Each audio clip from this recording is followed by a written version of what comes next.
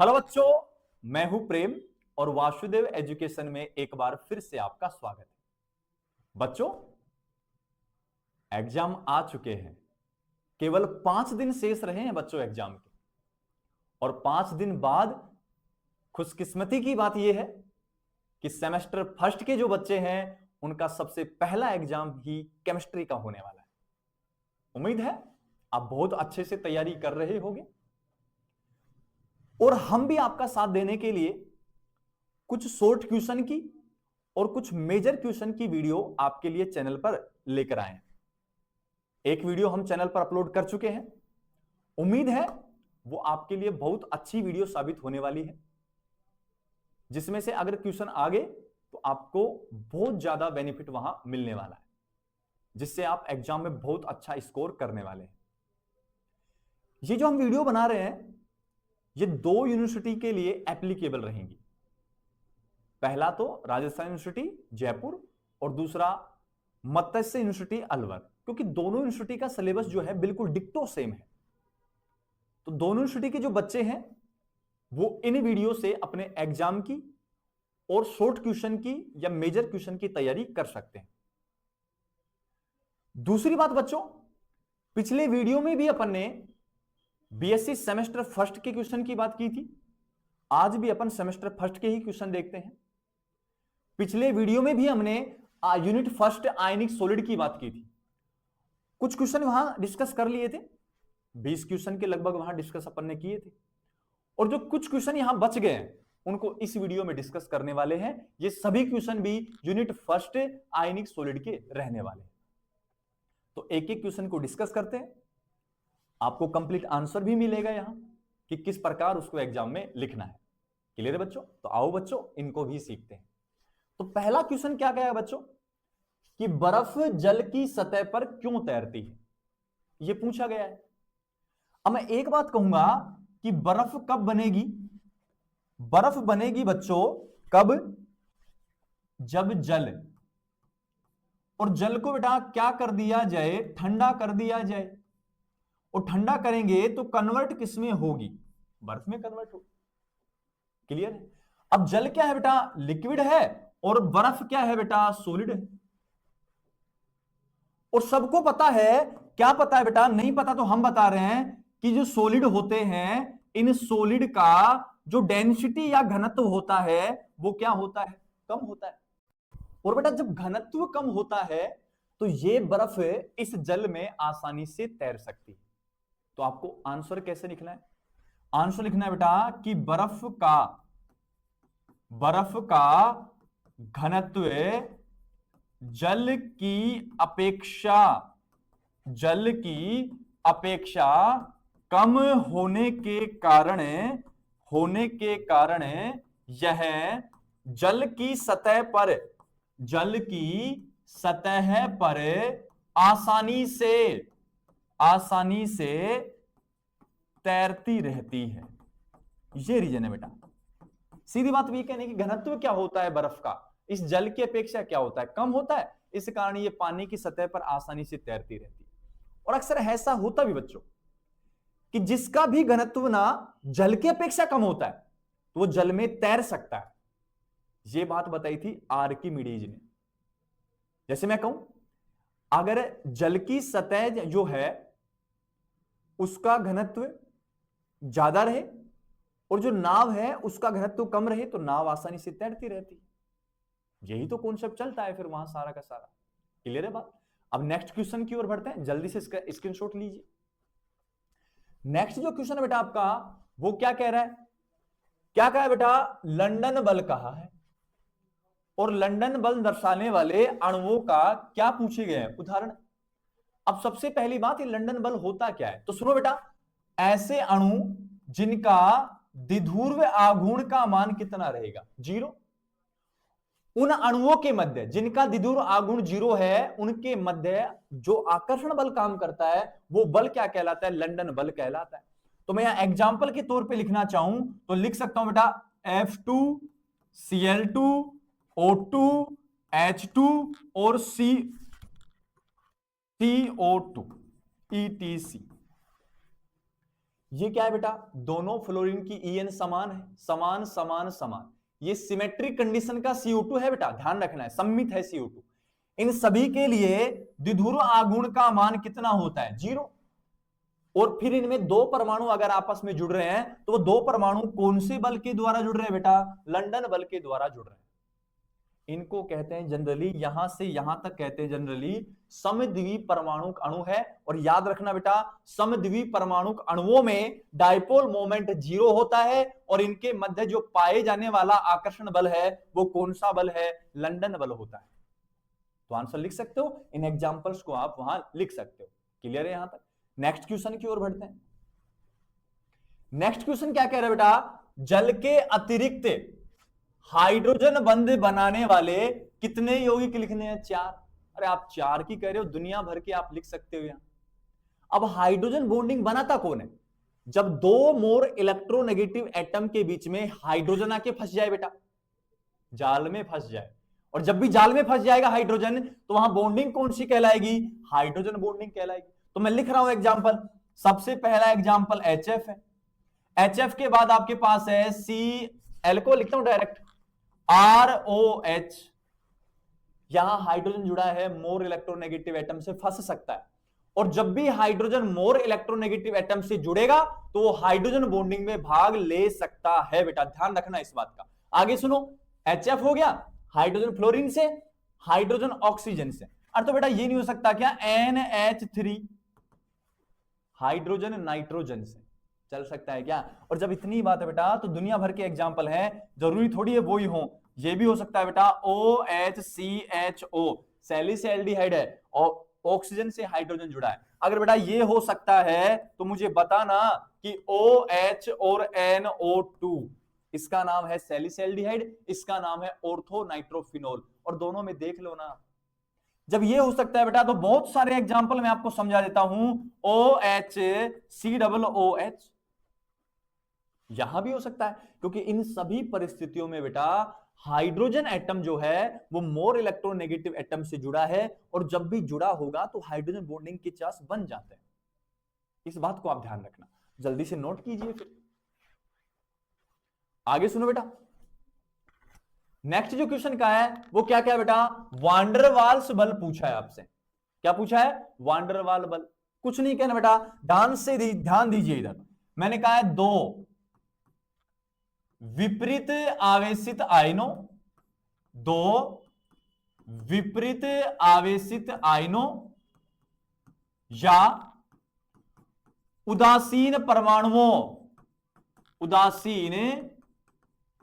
परमाणुओं के मध्य लगने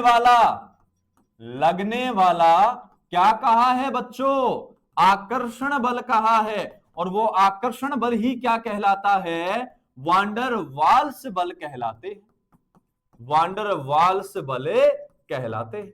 बस ये काम का आपको करना है। क्या कहना है, आवेशित हैं, विपरीत में ही तो होगा आकर्षण, सबको पता है। विपरीत आवेशित आयन है और उदासीन परमाणु है, इनके मध्य जो भी आकर्षण बल लगेगा वो सारा का सारा क्या कहलाता है, वांडरवाल आकर्षण बल कहलाता है। या इसको आप कह सकते हो अंतरा आणविक आकर्षण बल बेटा। क्लियर यहां तक की बात? तो जल्दी से स्क्रीनशॉट लो, नेक्स्ट क्वेश्चन की ओर बढ़ते हैं। नेक्स्ट क्वेश्चन देखो, नेक्स्ट क्वेश्चन क्या कह रहा है बेटा, हाइड्रोजन बॉन्डिंग तब भी है, मना नहीं कर रहा बॉन्डिंग नहीं है, लेकिन अब कौन सा है बेटा, अंत अणुक हाइड्रोजन बॉन्डिंग है। और जब भी अंतःवर्ण है बेटा, अंतःवर्ण में कितने अणुओं की बात होगी, एक अणुओं की बात होगी। क्लियर है बात? तो मैं एक बात कहूंगा यहां, जब एक ही अणु में ये लीजिए, क्या क्या बेटा, एक ही अणु में, इस बात को ध्यान रखना है। अंत आए तो एक अणु, अंतर आए तो दो या दो से अधिक अणु रहने वाले हैं। तो जब एक ही अणु में दो उच्च वैद्युत ऋणी परमाणुओं जैसे फ्लोरीन, ऑक्सीजन, नाइट्रोजन ETC के मध्य में H परमाणु बंध बनाता है या जुड़ता है तो उसे क्या कहते हैं बेटा, अंत अणु के H बंद कहते हैं। ये लीजिए, बंध बनाता है या उपस्थित होता है तो आप कह सकते हो क्या कहलाता है, अंत अणु का हाइड्रोजन बॉन्डिंग कहते हैं। लेकिन ध्यान रखना है एक ही अणु में कहना है बेटा। ये क्लियर यहां तक की एग्जांपल। अब ये तो डेफिनेशन होगी, एग्जांपल भी ऐड कर सकते हो बेटा आप। एग्जांपल क्या ऐड करोगे, थोड़ी देर पहले मैंने लिखवाया आपको, ये लीजिए OH C double bond O, C double bond O और H, ये फंस गया बेटा, दो ऑक्सीजन के बीच में हाइड्रोजन फंस गया।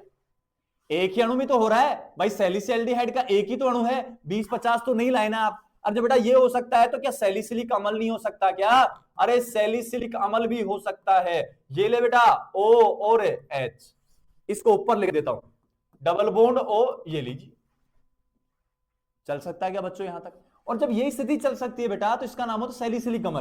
और देख ले बेटा, इधर एग्जांपल है, और इसके एग्जांपल आपके पास रहने वाले हैं O and double bond O, orthonitrophenol है बेटा, और यहां भी अंत अणु हाइड्रोजन बॉन्डिंग है। और देख ले बेटा एक एग्जांपल है, और नेक्स्ट जो एग्जांपल रहने वाला है वो है OH और F, ऑर्थोफ्लोरोफिनोल है बेटा, दो के बीच में हाइड्रोजन फंस गया, ऑक्सीजन और फ्लोरीन के बीच में हाइड्रोजन फंस गया।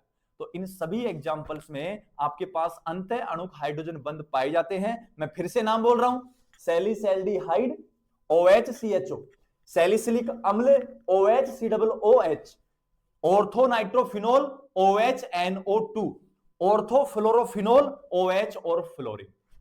यहां तक की बात क्लियर है? अब नेक्स्ट की ओर बढ़ते हैं, जल्दी से इसका स्क्रीनशॉट लेंगे। नेक्स्ट सुनो बेटा, नेक्स्ट जो है वो क्या पूछा गया है, किसका सूत्र पूछा गया बेटा?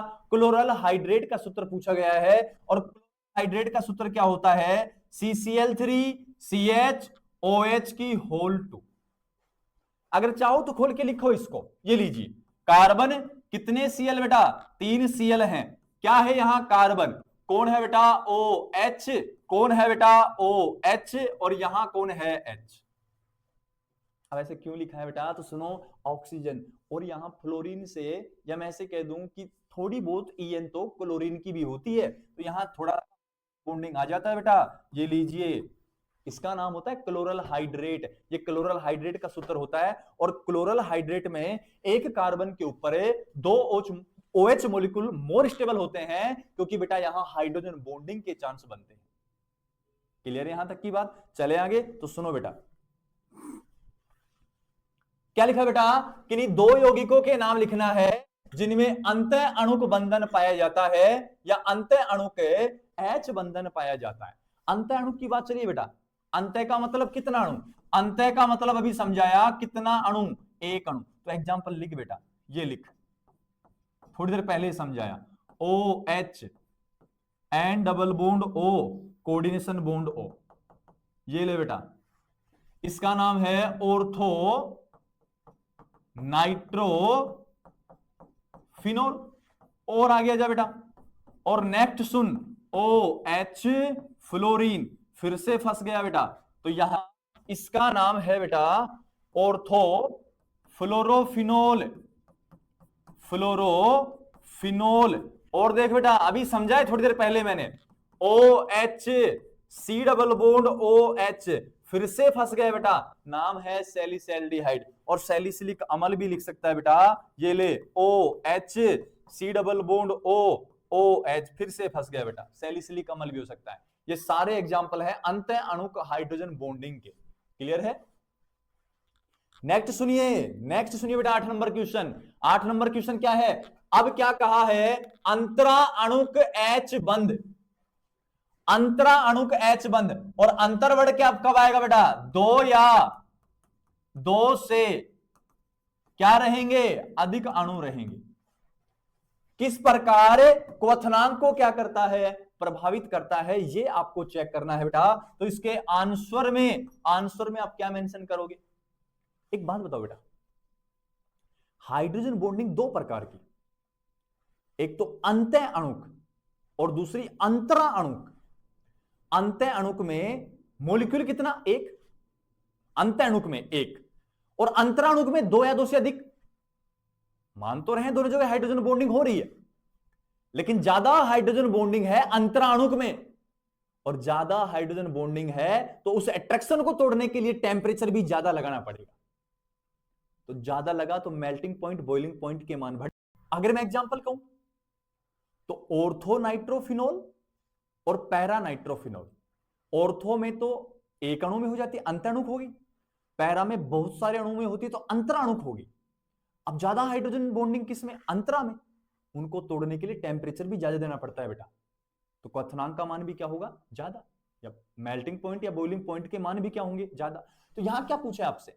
अंतराणुक। अंतराणुक में हाइड्रोजन बॉन्डिंग ज्यादा होती है अंतराणुक की अपेक्षा, इस कारण वहां क्वथनांक के मान क्या हो जाते हैं? उच्च हो जाते हैं। तो आपको क्या लिखना है कि अंतराणुक H बॉन्डिंग में हाइड्रोजन बॉन्डिंग अंतःअणुक की अपेक्षा अधिक होती है, इस कारण हाइड्रोजन बॉन्डिंग के आकर्षण को तोड़ने के लिए ताप भी अधिक देना पड़ता है। फलस्वरूप क्वथनांक व गलनांक के मान बढ़ जाते हैं, ऐसे प्रभावित होता है। यह बात आपको मेंशन करनी है। क्लियर है बात? नेक्स्ट क्वेश्चन की ओर बढ़ो। नेक्स्ट क्वेश्चन क्या कह रहा है बेटा? सोटकी दोष से आयनिक यौगिकों के घनत्व पर क्या प्रभाव डालता है? तो बेटा सोटकी से मैं ऐसे कहता हूं कि सोटकी मतलब शॉट लगाना। जब भी किसी के शॉट लगाते हैं, जैसे बॉल की शॉट लगाए तो बॉल दूर चली जाती है। ऐसे क्या होता है? जब ये दोष उत्पन्न होता है तो यहां से धनायन या ऋणायन अपना स्थान छोड़कर बाहर चले जाते हैं, और जब बाहर चले जाते हैं ना तो इन दोष में क्रिस्टल जालक के जो घनत्व है बेटा, उस घनत्व में क्या आ जाती है? कमी आ जाती है। तो आपको क्या लिखना है कि सोटकी दोष में आयनिक यौगिकों के घनत्व कम हो जाते हैं, क्योंकि सोटकी दोष में धनायन और ऋणायन अपना स्थान छोड़कर क्रिस्टल जालक से बाहर चले जाते हैं। आंसर हो गया। क्लियर यहां तक की बात? जल्दी से आगे बढ़ते हैं अपन। तो सुनो फिर नेक्स्ट क्वेश्चन क्या बेटा? त्रिज्या अनुपात दिया गया कितना? 0.115 से 0.225, और पूछा क्या है? क्रिस्टल की ज्यामिति, और क्या पूछी है? समन्वय संख्या, कोऑर्डिनेशन नंबर आपसे पूछा गया है। तो सुनो क्या है बेटा? त्रिज्या अनुपात आर का मान आपको दिया गया है 0.115 से 0.225। जब ये त्रिज्या अनुपात रहे बेटा तो आपको सबसे पहले लिखना है समन्वय संख्या। समन्वय संख्या मतलब कोऑर्डिनेशन नंबर, और कोऑर्डिनेशन नंबर होता है कितना? 3। और जब भी कोऑर्डिनेशन नंबर 3 होगा तो बेटा ज्यामिति और जो ज्योमेट्री रहने वाली है वो रहने वाली है ट्राइगोनल। ट्राइगोनल प्लेनर मतलब समतलीय त्रिकोणीय, समतल त्रिकोणीय रहने वाली है। ये लीजिए। और जब समतल त्रिकोणीय रहेगी ना तो इसका एग्जांपल लिखो बेटा। तो इसका एग्जांपल होता है B2O3, और इसको कहते हैं मेटाबोरेट कहते हैं। क्या कहते हैं बेटा? इसको मेटाबोरेट कहते हैं। क्लियर यहां तक की बात? तो नेक्स्ट की ओर चलते हैं अपन। नेक्स्ट सुनो बेटा, क्या कहा आपको? द्वितीय समूह के तत्वों के क्या लिखने हैं? सल्फेट, और उनकी जल की विलेयता का बढ़ता क्रम लिखना है। सबसे पहले इसकी बात करो, द्वितीय समूह के तत्व। तो सबसे पहले मैं लिखता हूं बेटा, क्या लिखूंगा? द्वितीय समूह के तत्व। द्वितीय समूह के क्या लिखूंगा बेटा? तत्व लिखूंगा। और द्वितीय समूह के तत्व कौन कौन होते हैं? बेरिलियम है, मैग्नीशियम है, कैल्शियम है, स्ट्रोंशियम है, और बैरियम है। अरे हाँ कि ना? रेडियम तो क्या बेटा? रेडियो एक्टिव हो गया। अब इन द्वितीय समूह के तत्वों के क्या लिखने हैं? सल्फेट। तो फिर से एक लाइन लिखूंगा, द्वितीय समूह के तत्वों के क्या लिख रहा हूं बेटा? सल्फेट। तो ये क्या बनेगा? BeSO4, MgSO4, CaSO4, SrSO4, BaSO4 बन गए क्या द्वितीय समूह के सल्फेट सारे। अब मैं इनके धनायनों की बात करता हूं बेटा। इनके धनायन क्या होंगे? तो सुनो, द्वितीय समूह के जो सल्फेटों के धनायन बनेंगे तो B+2 बनेगा। अरे ये तोड़ो ना, B+2 SO4-2 आएगा यार, सोचने वाली बात है। आगे क्या बनेगा बेटा? Mg+2। आगे क्या बनेगा? Ca+2। आगे क्या बनेगा? Sr+2। आगे क्या बनेगा? Ba+2। इधर से इधर जाओ बेटा। इधर से जब इधर जाओगे तो मुझे बताएंगे धनायन का आकार। धनायन का आकार क्या हो रहा है बेटा? बढ़ रहा है। अरे हाँ कि ना यार, सबसे छोटा बेरिलियम है, सबसे बड़ा कौन है? बेरियम है। और एक कॉन्सेप्ट चला था बेटा कल है कि HS solvation energy inversely proportional R की होती, त्रिज्या की होती है। त्रिज्या बढ़ गई, आकार बढ़ गया, सोल्वेशन कम हो गया। इधर से इधर आए, आकार बढ़ा, त्रिज्या बढ़ी, सोल्वेशन कम। तो सबसे कम कौन घुलेगा? इधर से इधर आ रहे हैं तो ये बात मानो आप बेटा, विलयता क्या हो रही है आपकी? कम हो रही है। तो बढ़ता क्रम लिखना है तो सबसे कम विलयता, सबसे कम विलयता Ba+2। अरे हाँ कि ना बेटा? उसके बाद Sr+2, Ca+2, Mg+2, Be+2। ये लीजिए, ये इसका बढ़ता क्रम हो गया। क्लियर? ये वाला कॉन्सेप्ट लगाना है बेटा, सोल्युबिलिटी से निकालना है आपको। क्लियर है? मैंने सारे समझा रखे। जो स्टूडेंट हमारे चैनल पे नए हैं वो हमसे नोट्स के PDF ले सकते हैं। उन नोट्स के PDF में ये जितनी डिटेल है हमने डिटेल वाइज समझा रखी है और बहुत ही शॉर्ट नोट्स बना रखे हैं तरीके से। लैंग्वेज भी बहुत शानदार तरीके से हमने बना रखी है। और प्राइस आपको पता है 19 रुपए पर यूनिट रहने वाली है बेटा। 19 रुपए मेरे हिसाब से ज्यादा नहीं है, दे तो हम वैसे भी देते, लेकिन किसी चीज की जब वैल्यू होती है ना, थोड़ा एहसास होता है कि इसको पढ़ना चाहिए यार, बस इसी वजह से। बाकी हमसे आप कांटेक्ट कर सकते हैं, वहां व्हाट्सएप नंबर दिए गए हैं, व्हाट्सएप नंबर पे आप मैसेज करके हमसे कांटेक्ट कर सकते हैं। हम आपको नोट्स प्रोवाइड करवा देंगे, क्योंकि बड़े क्वेश्चन भी आएंगे और बड़े क्वेश्चन का आंसर कहां से निकलोगे? बुक से कितना लिखोगे आप? कुछ कहेंगे सर सॉलिड पेपर, अरे सॉलिड पेपर की लैंग्वेज बकवास लैंग्वेज होती है सारी की सारी। बुक्स में मैटर थोड़ा ज्यादा होता है, इतना मैटर आप लिख नहीं पाओगे शायद। क्लियर है बात? तो हमसे आप नोट्स ले लीजिए, ज्यादा प्राइस भी नहीं है, ठीक है? बाकी आप कांटेक्ट करिए, फिर हम प्राइस वगैरह तो देख लेंगे, जो भी होगा वो। क्लियर है? बस आपका ना अच्छे नंबर आने चाहिए, कहने का मतलब ये है बस, और कुछ खास रीजन नहीं है हमारा। हमारा मकसद बस टारगेट ये है कि आप सीख जाओ चीजों को, तब हम वो नोट्स दे रहे हैं आपको साथ के साथ। क्लियर है? लो स्क्रीनशॉट। नेक्स्ट क्वेश्चन देखो बेटा, क्या कहा है? सिल्वर हैलाइडों को उनकी जल की विलेयता के बढ़ते क्रम लिखना है। अब सिल्वर के हैलाइड है, और सिल्वर के हैलाइड लिखते हैं पहले। सबसे पहले लिखूंगा सिल्वर के हैलाइड, ये लीजिए। क्या बनेगा बेटा? AgF। क्या बनेगा बेटा? AgCl। क्या बनेगा बेटा? AgBr। क्या बेटा? AgI बनेगा। कोई दिक्कत नहीं है। अब देखो यहां कैटाइन तो सेम है, Ag Ag Ag Ag। Different किसका है? हैलोजन एनायन का या हैलोजन रेनायन का? तो सुनो, F माइनस बनेगा, Cl माइनस बनेगा, Br माइनस बनेगा और I भी माइनस बनेगा। क्लियर है? इधर से इधर जाऊं बेटा तो मुझे फिर से बताएंगे ऋणायन का आकार, ऋणायन का आकार क्या हो रहा है बेटा? बढ़ रहा है। और सीधा कॉन्सेप्ट है, समझा चुका हूं बार बार, HS/1/R। धनायन का आकार बढ़े, ऋणायन का आकार बढ़े, धनायन की त्रिज्या बढ़े, ऋणायन की त्रिज्या बढ़े, तो सोल्वेशन एनर्जी कम हो जाती है, विलायकन कम हो जाता है बेटा, सीधी बात ये। तो ऋणायन का आकार बढ़ा तो यहां विलयता या जल योजन क्या हो जाएगा इनका? कम। तो सबसे बड़ा आकार आयोडीन का, विलयता सबसे कम किसकी? आयोडीन की। तो सुनो, सबसे ये लीजिए, सबसे धीरे कौन घुलेगा? AgI, उसके बाद AgBr, उसके बाद AgCl, उसके बाद AgF। ये इनका बढ़ता क्रम हो गया सारा का सारा। सबसे धीरे धीरे AgI बड़े आकार के कण, सबसे ज्यादा AgF छोटे आकार के कण। ये आंसर हो गया इसका, जल्दी से स्क्रीनशॉट लो इसका। नेक्स्ट सुनो बेटा, नेक्स्ट क्या कह रहे हैं? अरे बेटा किसका सूत्र पूछा गया है? जालक ऊर्जा का सूत्र पूछा गया।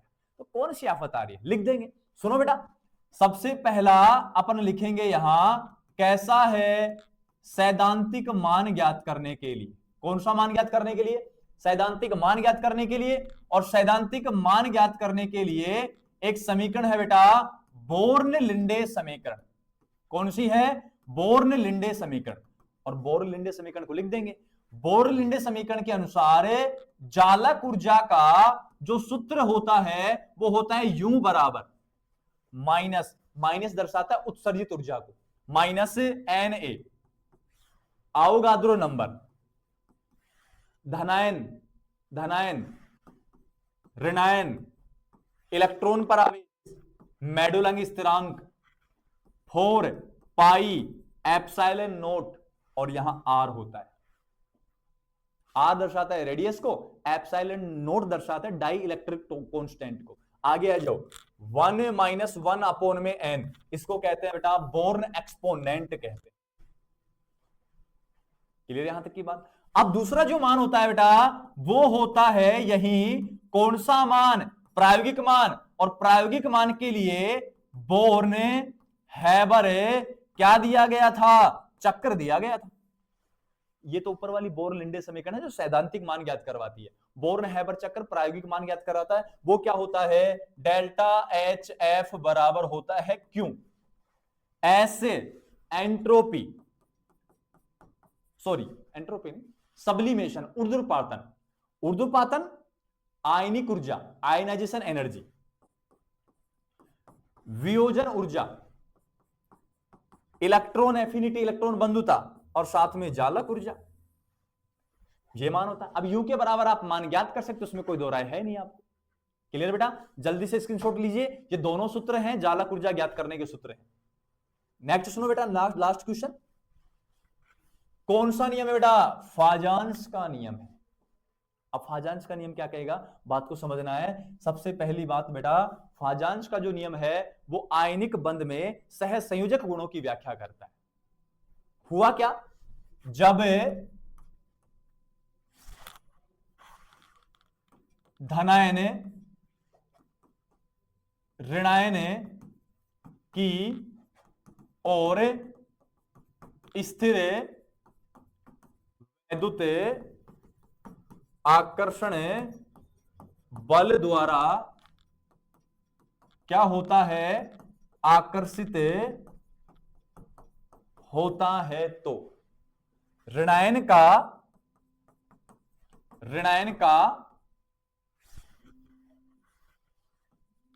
धनायन का इलेक्ट्रॉन अब्रे ऋणायन द्वारा विकृत हो जाता है, विकृत हो जाता है। क्या कहलाता है बेटा, सारा फाजान्स का नियम कहलाता है। क्लियर है बात, ये बात अपन सारी कहने वाले हैं। उम्मीद है ये सभी क्वेश्चन आपके लिए बेटर साबित होने वाले हैं। नेक्स्ट जो वीडियो आएगा बच्चों वो यूनिट सेकंड का रहने वाला है, कोवलेंट बॉन्ड का, और उसके भी अपन शॉर्ट क्वेश्चन को डिस्कस करने वाले हैं डिटेल वाइज। तब तक के लिए आपको क्या करना है, ज्यादा टाइम आपके पास शेष नहीं है बेटा, ज्यादा टाइम शेष नहीं है, सिर्फ 5 दिन रह गए एग्जाम के, और हम इन 5 दिनों में आपके साथ जुड़े हुए हैं। इन 5 दिनों में हम आपकी मेहनत को दोगुना करने के लिए आए हैं। बस आपको क्या करना है, हमें सपोर्ट करते रहना है, और साथ ही साथ आप अपनी पढ़ाई को जारी रखिए। अब कहीं मत जाइए आप, अब केवल फोकस कीजिए बुक्स पर, अब नोट्स पर फोकस कीजिए और उनको अच्छे से डिटेल वाइज पढ़ लीजिए आप, क्योंकि अब ज्यादा समय शेष नहीं है और आप बहुत मेहनती स्टूडेंट हैं, हमें उम्मीद है इस बात की, तो आप बहुत ज्यादा मेहनत करने वाले हैं। क्लियर है बच्चों।